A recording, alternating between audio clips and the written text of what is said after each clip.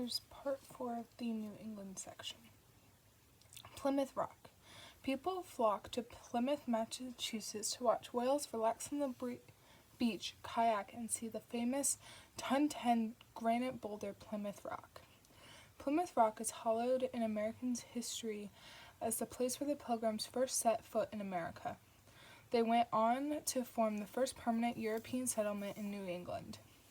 While traveling across the Atlantic, the Pilgrims wrote the Mayflower Compact, the New World's first governing agreement, and signed it in Provincetown Harbor. However, the legend of the Pilgrims landed at Plymouth Rock may be just that, because the first mention of the site came nearly a century after the Mayflower landed. No matter, this is the accepted spot where the leaders John Carver, William Bradford, and some 100 other Pilgrims landed and started Plymouth Colony. Plymouth Rock marks the site where the Pilgrims are thought to have landed in 1620. That's a picture of Plymouth Rock. Walden Pond. Henry David Thoreau moved to Walden Pond in Concord, Massachusetts to get a little peace and quiet and to write. He wrote an account of his time in the cabin he built by the pond and called it Walden, or Life in the Woods. His little book, often credited with creating the conversation movement, changed the world.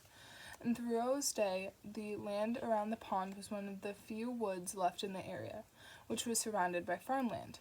Today, Walden Pond is part of Massachusetts' Walden Pond State Reservation, which includes a 61-acre pond plus another 2,680 acres known as Walden Woods. The park preserves Thoreau's temporary home site. The original chimney was discovered in 1945, and a replica of the house was built there.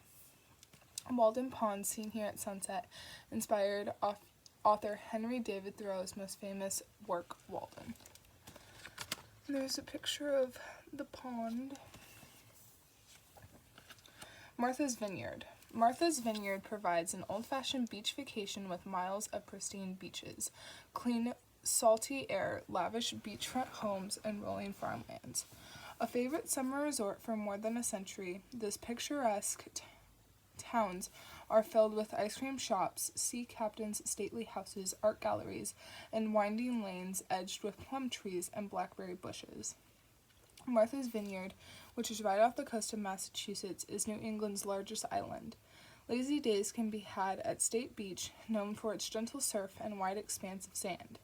Those seeking more active water play should head to Catawba Beach on the island's south shore, where surfboards, kayaks, sailboards, and sailboats can be rented for fun in the sun. Passengers can take in the view of many Cape Cod-style houses that dot the scenic shores as they take to ferry Martha's Vineyard. And there's a picture of some of the houses. Old Sturbridge Village. Families who want to experience life in times past will be enthralled by Old Sturbridge Village, just an hour's drive west of Boston. Largest outdoor living history museum in the Northeast, Old Sturbridge Village brings to life a 1930s New England rural community down to the smallest details. Its 200 acres contain 40 exhibits, including a working farm, a district school, authentically restored homes, gardens, and meeting houses, and blacksmith, pottery, and tin shops. Costumes artisans go about their work as they would have in 1830. Shoemakers stitch shoes, tinsmiths decorate lanterns, and blacksmiths forge farm equipment. Children can play historic games such as hoops and graces or cup and ball on the common. Costumed artisans hand-stitch a quilt at Old Sturbridge Village, where visitors can step into the past and visit the early 1800s. And there's a picture of them making the quilt, and it's got the little camera thing. Salem. Salem, Massachusetts calls itself Witch City and is so named for that harrowing 7-month period in 1692 when the townspeople put 19 innocent people to death. Today, Salem offers numerous places devoted to witches and their kind, witch museums, palm readers, cemetery tours, ghost tours, and more.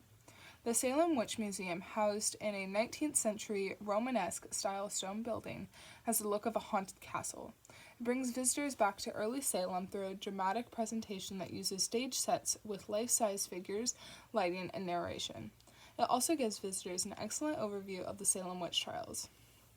Other witchy attractions include the Salem Wax Museum, with characters from the witch trials, the Witch Dungeon Museum, and the New England Pirate Museum.